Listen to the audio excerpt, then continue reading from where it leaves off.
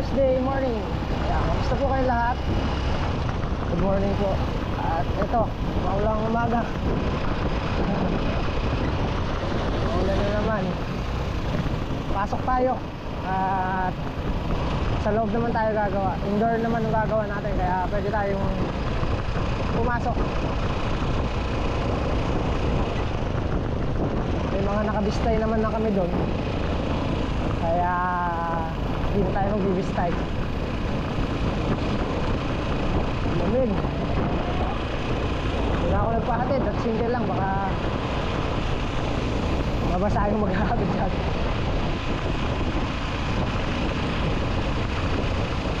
Baka iuwi ko rin yung gamit kasi mamaya. Sana matapos na para makalipat na ulit tayo sa iba.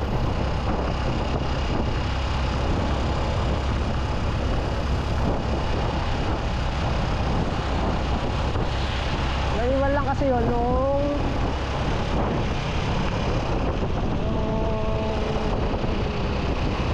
naubos yung budget ng tiles, kaya ganong naiwan yun. Nung makabili ulit, saka niya pinatuloy. Malamig!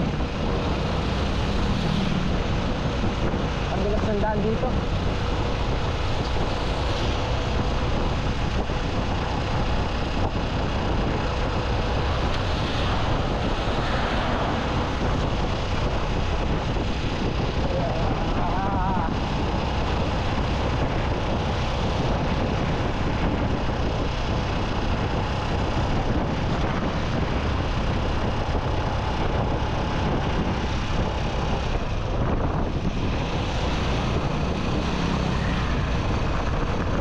Muna tayo ulit sa Carlos.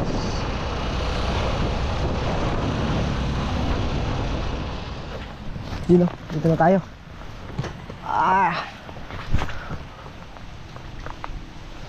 Wala pa rin hinto yung ulan.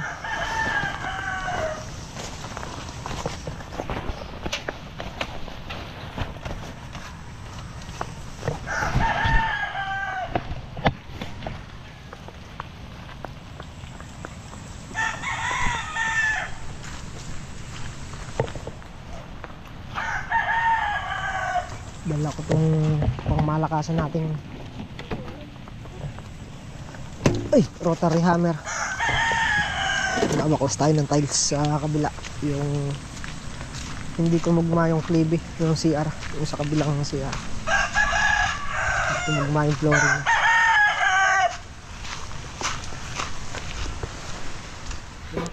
Wala agad.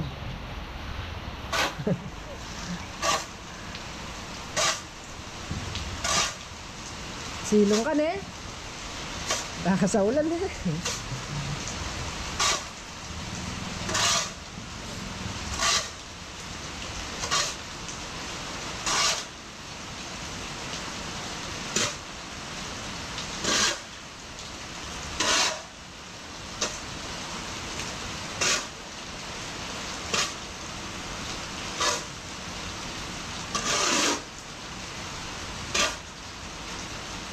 Tigil na ulan.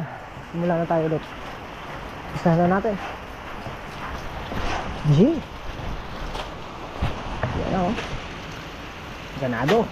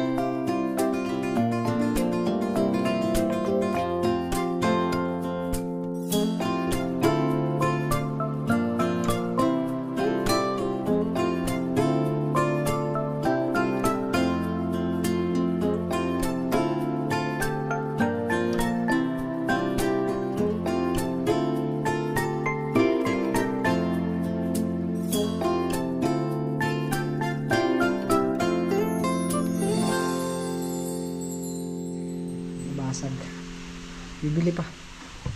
Tapos ito i-grout na lang.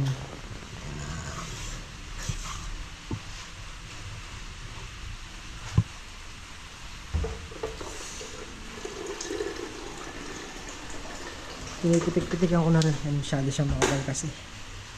Kaya obligado kasi habulin natin to. Pangit pag nilagyan pa siya ng tabas dito. Yan, buo siyang 180. Tatlong tiles. So pinapalagyan din niya to. Itong siding na to, pinapalagyan din niya ng tiles. Tatabas muna tayo. Wala ako ng club.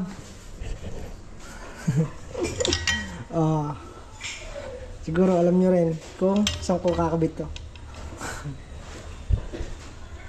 Pandito yan. So, pag naglagay tayo ng siding, nalalagay yung tile trim. Pag naglagay tayo ng siding, yan ang pasasabit natin.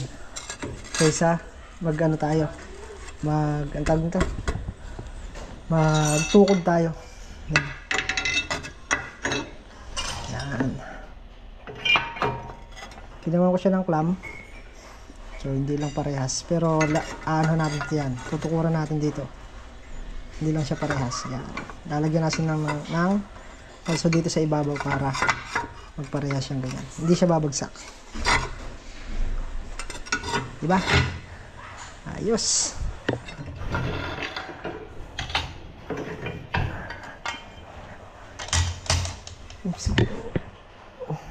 Pag gaganito kasi marami bang ginagawa ko tukod, walang pantukod, kaya yun, gumawa tayo ng C-clamp. Ayos, mga reta-retasok na tiles yan. Iba pa ya.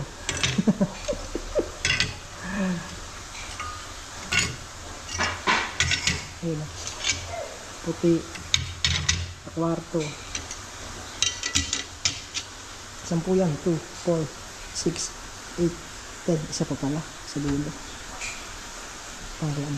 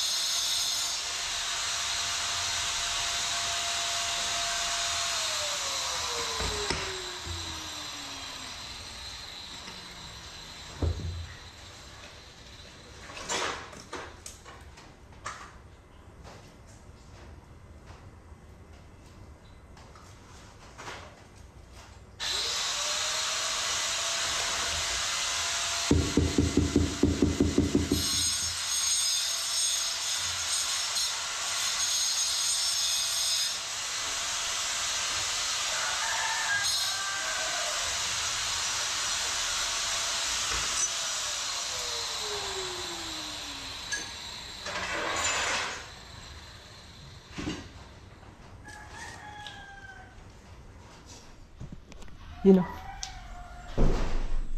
Ito, at di ko pa natapos. May naiwan pa siya dito. Pinulang tayo ng tiles.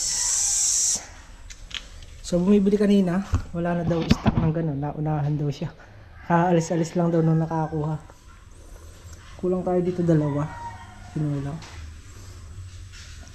Tapos yung mga tile trim niya. Hindi ko pa nakikabit. So, babalik pa tayo dito. Pero, pag nakakuha na ng panlagay dito, yan, pinalitadahan natin. Kasi masyadong makapal. Yan, impis na siya ng konti. Sabay na natin itatiles yan, hindi na natin bubulihin. Pero pupunta tayo dito bukas siguro. I-check natin yan. Tapos yung sa CR, okay na tayo sa CR. Yan na.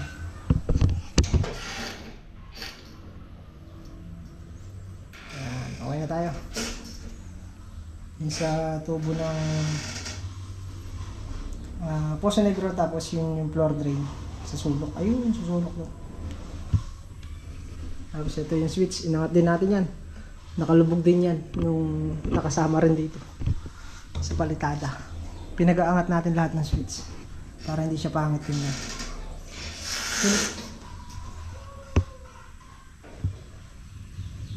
Bids na. Yung sa kabilang CR, sabay na lang nito. Pagka meron ng tiles yan, minsan ang balik na lang tayo dito. Bili, pasensya na at hindi tayo nakapag-vlog. Niyayari ko nga sana talaga, kaya lang hindi kaya. Gawa nang nagkulang tayo dito.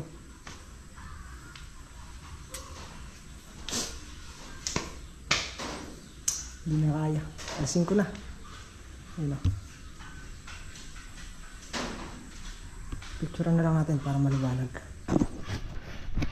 Ay, thumbnail na lang natin. Bukas, wala. 3 araw pa raw darating yung tiles yan.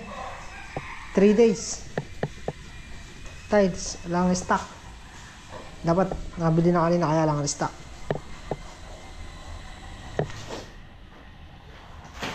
Kaya yun. Nagkulang. Ba't nagkulang? May 22 yan. 3, 6, 9, 12, 15, 18, 21, 22. Ah, kulang. Hindi kasi di nasama to yung paa. Pinapalagyan din niya yung paa.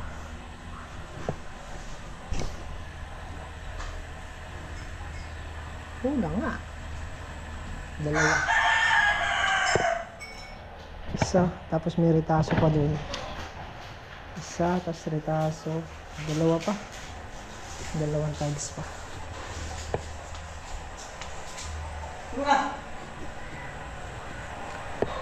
Ako, bukas nandito ako. Kunin ko yan. I-check ko yun. Yun. I-check ko. Bukas. Ikaw bukas. Nandito ka? Wala. Okay. Ako nandito bukas. Dito ako bukas. 3 days pa yun, no? Gawa muna ako sa iba.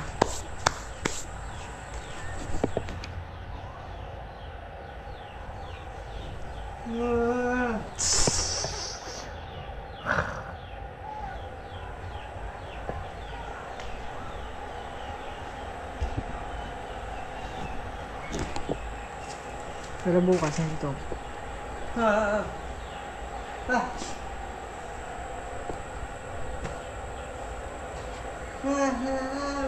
Wala, 3 days.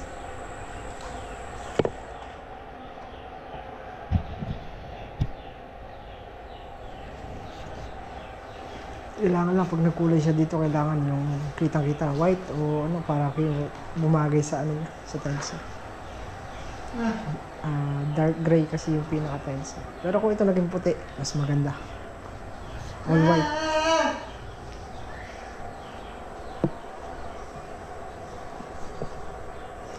Pag meron na nun, doon na lang natin kakabit yun. Yung 2, sasabay na natin. Hanap muna ako iba. ibang sideline.